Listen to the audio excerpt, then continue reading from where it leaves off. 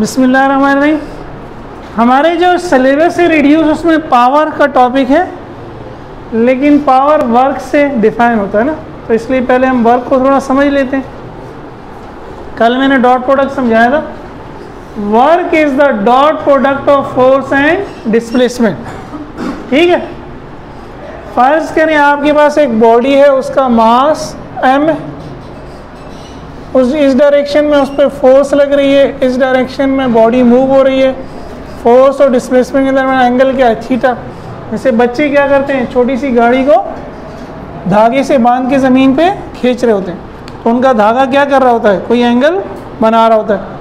तो वर्क की डेफिनेशन क्या है कि work is the dot product of force and displacement. जब डॉट प्रोडक्ट को आप खोल लोगे तो ये क्या हो जाएगा? F S cos theta. अब डॉट प्रोडक्ट की कुछ स्पेशल केसेस हैं, वो हर डॉट प्रोडक्ट में होते हैं। पहला केस क्या है कि जिस डायरेक्शन में फोर्स लग रही है उसी डायरेक्शन में डिस्प्लेसमेंट भी हो। मैं बॉडी को राइट पे खींच रहा हूँ, तो जिस डायरेक्शन में फोर्स लगा रहा हूँ उसी डायरेक्शन में बॉडी जा रही है। फोर्स और डिस्प्लेसमेंट के दरमियान एंगल क्या हो गया? ज़ीरो। तो मेरा वर्क क्या हो जाएगा? F S cos zero. Cos zero क्या होता है? 1। एफ एस इंटू 1 क्या हो जाएगा? F S. कहने का मकसद ये है कि जब फोर्स और डिस्प्लेसमेंट सेम डायरेक्शन में होंगे तो कॉस का फैक्टर गायब हो जाएगा। फिर आप कहोगे वर्क बराबर है एफ इंटू एस। एफ अगर 10 न्यूटन है, एस अगर 5 मीटर है, तो 10 इंटू 5 क्या हो जाएगा? 50। वर्क की यूनिट क्या होती है? जूल। तो फिर आपको एंगल के बारे में परेशान होने की ज़रूरत, क्योंकि वो तो 1 हो गया। वो क्या हो गया? बस फोर्स की वैल्यू रखें, डिस्प्लेसमेंट की वैल्यू रखें और वर्क डन कैलकुलेट कर लें। सेकंड कंडीशन ये है कि आप जा रहे हैं, घर से चेंज कर रहे हैं, कहीं जा रहे हैं, अम्मा ने भारी संदूक आपके सर पे रख दिया है और आप जो है ना कराची से हैदराबाद जा रहे हैं पैदल, और हसरत भरी नज़र से गाड़ी वालों को देख भी रहे हैं। जालिम कोई भी नहीं कह रहा आजा बैठ जा, लिफ्ट ले ले।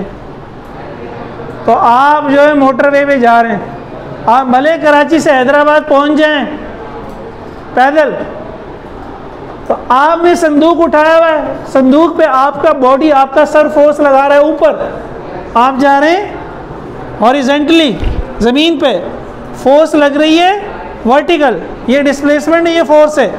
एंगल कितना हो गया? 90। कॉस 90 क्या होता है? ज़ीरो। वर्क क्या हो गया? ज़ीरो। फिजिक्स कहती है आपने कोई काम ही नहीं किया, दूर पिठे मुँह। आप पसीने पसीने हो गए, भूख लग रही है, प्यास लग रही है, लेकिन फिजिक्स कहती है आपने कोई काम नहीं किया। सही है? उसकी एक रीज़न है। फिजिक्स कहती है काम जब होता है जब किसी बॉडी में या तो एनर्जी स्टोर हो जाए या आप उसकी एनर्जी को एक फॉर्म से दूसरी फॉर्म में कन्वर्ट कर दें। फॉर एग्जांपल मेरे पास ये मार्कर है, इस मार्कर को अगर मैं ऊपर लेके जा रहा हूँ तो इसमें कौन सी एनर्जी स्टोर हो रही है या बढ़ रही है? नहीं, यहाँ लाके मैंने रोक दिया, अब इसमें कौन सी एनर्जी है?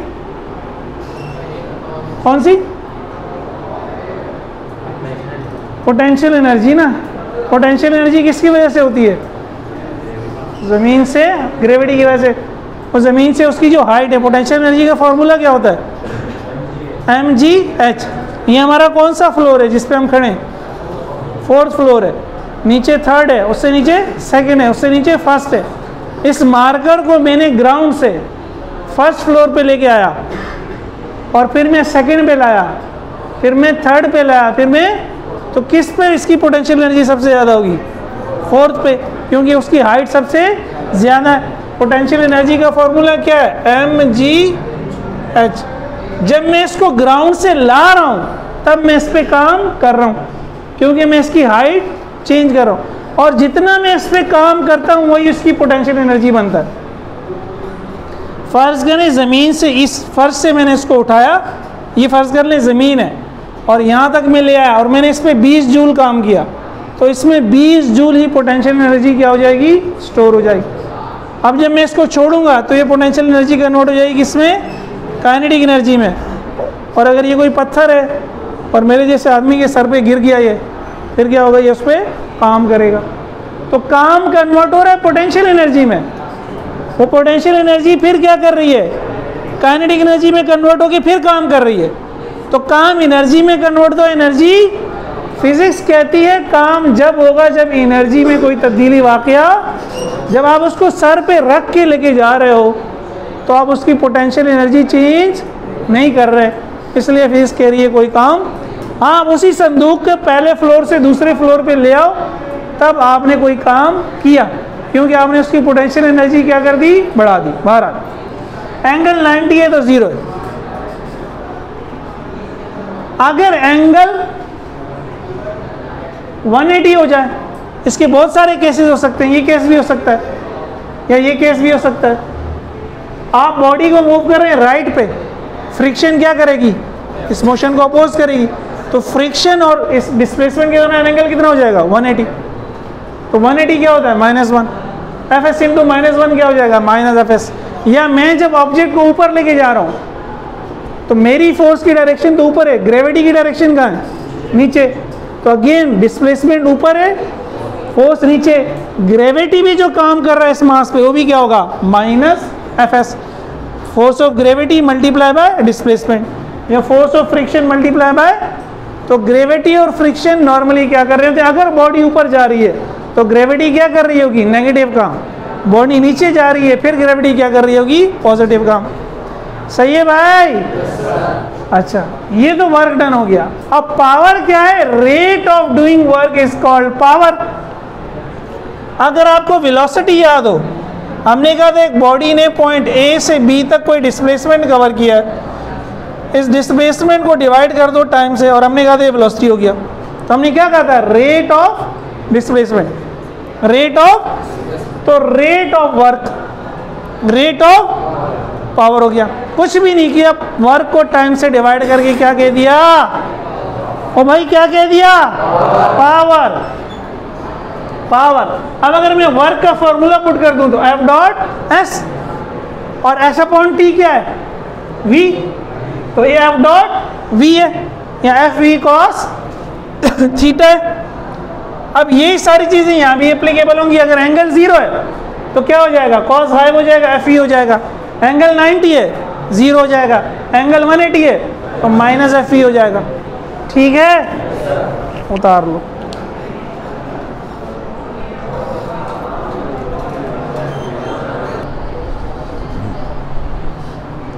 वर्क की जो यूनिट है, यूनिट देखें हम चैप्टर नंबर 3 से पढ़ते हुए आ रहे हैं। फॉर्मूला याद रखें तो यूनिट समझ में आ जाती है, यूनिट रटनी नहीं है।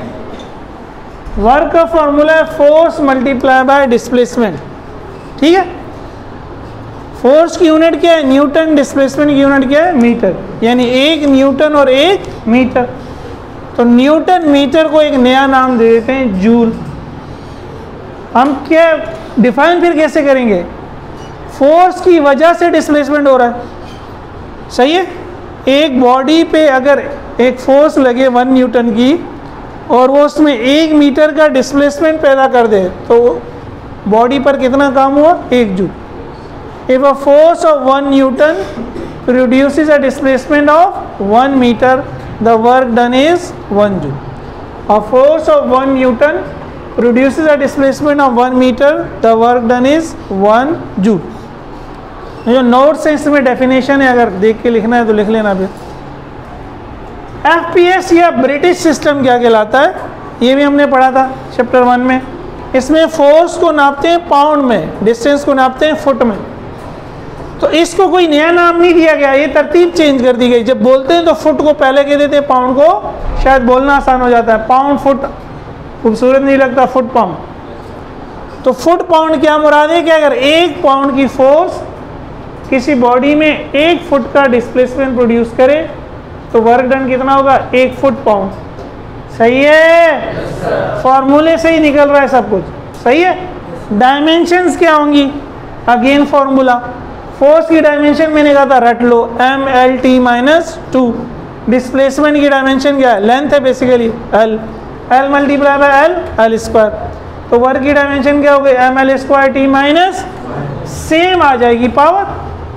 पावर है वर्क अपॉन टाइम। वर्क को हमने जूल कह दिया, टाइम को आपने सेकंड कह दिया। अगर 1 सेकंड में 1 जूल काम होगा तो पावर 1 वॉट होगी। सही है। If 1 joule of work is performed in 1 second, the power is 1 watt. British में वर्क क्या होता है? Foot pound. If 1 foot pound work is performed in 1 second, the power is 1 foot pound per second. Again इसको कोई नया नाम नहीं देते। डायमेंशन निकालनी है पावर की, वर्क अपॉन टाइम। वर्क क्या है? Force into displacement. तो ये तो वही हो गया, फोर्स की डायमेंशन, डिस्प्लेसमेंट की डायमेंशन, टाइम की डायमेंशन। टी है, टी भी ऊपर जाए क्या हो जाएगा? -2 मल्टीप्लाई बाई ये -1 ऊपर चला जाएगा, क्या हो जाएगा? -3। तो L और L बाई L स्क्वायर। तो दोनों में फ़र्क क्या है? या T-2 है या T-3 है। बस वर्क की इतनी डिस्कशन है, इसी से पावर समझना आसान हो जाता है। अब पावर की कुछ लार्ज यूनिट्स हैं, बड़ी यूनिट, जैसे हॉर्स पावर, घोड़े की ताकत। मोटरें अगर खरीदने जाएं, आधे हॉर्स पावर की, 1 हॉर्स पावर की, 2 हॉर्स पावर की। घोड़ा जो होता है तो 1 हॉर्स पावर बराबर होता है 746 वॉट के, अगर ऐसा सिस्टम में बात करें। और ब्रिटिश सिस्टम में बराबर होता है 550 फुट पाउंड पर सेकेंड के पावर की। तो ये बड़ी यूनिट है ना, ये एक और ये इतना, सही है। अच्छा, जो हमारी एसआई सिस्टम है उसमें भी इसकी बड़ी यूनिट्स हैं। किलोवाट, KW शॉर्टकट में। तो किलो का क्या मतलब होता है? 1000। 1000 को 10 की पावर में लिखेगा तो 10 की power 3 what. Mega, megawatt, mega का मतलब होता है MW, अगर शॉर्ट फॉर्म में लिखेंगे तो 10 के साथ 1 के साथ 6 जीरो लगा दो तो 10 की पावर 6 वॉट। और 1 के साथ 6 जीरो लगाते तो गोरा साहब इसको क्या कहते हैं पता है? मिलियन। उर्दू में 10 लाख, इसको 1 मिलियन वॉट भी कह सकते हैं, मेगावाट को। और गीगा का क्या मतलब होता है? 10 की पावर 9। 1 के साथ 9 जीरो लगाते हो तो गोरा साहब क्या कहते हैं इसको? बिलियन। हम क्या कहते हैं? अरब। तो 1 गीगावाट का मतलब है 1 मिलियन वॉट। 1 मेगावाट का मतलब है 1 मिलियन वॉट। 1 गीगावाट का मतलब है 1 बिलियन वॉट। सही है। ये मेगावाट तो कहीं सुना होगा, कहाँ? टीवी में, बिजली में सुना है। Very good. जब बिजली का कहीं लगता है नया पावर स्टेशन तो कहते हैं ना इतने मेगावाट की बिजली पैदा होगी। 100 megawatt, 200 megawatt. KANUPP, Karachi atomic nuclear power plant, KANUPP 2 जो बना है 1100 मेगावाट बिजली देगा वो। ठीक है, खबरों सुनते हो? तो मेगावाट, सुन लो मेरी बात, तो मेगावाट पावर की यूनिट। और गीगा हमने कंप्यूटर में सुना होगा, मोबाइल, गीगावाट, गीगाबाइट, बहरहाल। ठीक है, ये उतार लो, कोई सवाल है तो पूछ लो। ये अगर आप लोगों को चैप्टर 3 याद है तो बड़ी अच्छी बात है, याद नहीं है तो वेलोसिटी के लेक्चर सुन लेना, जहाँ हमने एवरेज वेलोसिटी और इंस्टेंटेनियस वेलोसिटी को समझा था। फिर भी मैं बता रहा हूँ, ये जो हम कहते हैं वर्क अपॉन टाइम, तो अगर मैं टोटल वर्क को डिवाइड कर दूँ टोटल टाइम से, ये कहलाएगी एवरेज पावर। यानी अगेन आप कराची से हैदराबाद जा रहे हैं, फ़र्ज़ करें ना 2 घंटे लग गए, तो टाइम कितना लगा? 2 घंटे। और उस 2 घंटे में आपने जितना काम किया या आपकी गाड़ी के इंजन ने जितना काम किया वो क्या आ जाएगा? ऊपर। तो ये क्या कहलाएगी? एवरेज। एवरेज। लेकिन आप टाइम का कोई बहुत छोटा इंटरवल ले लें, जितना छोटा कर सकते हैं। घंटे को छोटा करके क्या बना सकते हैं हम? मिनट। मिनट को छोटा करके क्या बना सकते हैं? सेकंड को छोटा करके क्या बना सकते हैं? मिली सेकंड, माइक्रो सेकंड। तो आप चलें सेकंड ही ले लें, अगर आप उस सेकंड में टाइम पावर निकालोगे तो वो क्या कहलाएगी? इंस्टेंटेनियस लम्ही पावर, लम्हे की पावर, फौरी पावर। टोटल टाइम का इंतजार नहीं हो रहा। तो इसको फिर लिखते हैं इस तरह के, डेल्टा टी टेंस टू बढ़ रहा है 0 की जाने, यानी जितना छोटा हम कर सकते हैं कर लें। तो ज़ाहिर उसमें काम भी बहुत छोटा होगा, तो delta W upon delta T ये कहलाता है इंस्टेंटेनियस।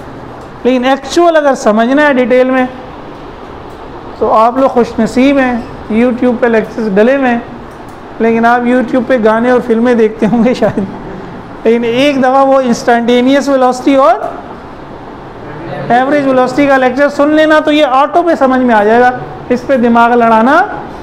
वो मैंने बहुत डिटेल में समझाया था, याद है, पूरे 1-2 लेक्चर लगाए थे वहाँ इस पर, ठीक है। वो इसीलिए थे कि आगे मुझे दोबारा डिटेल समझानी ना पड़े, ठीक है।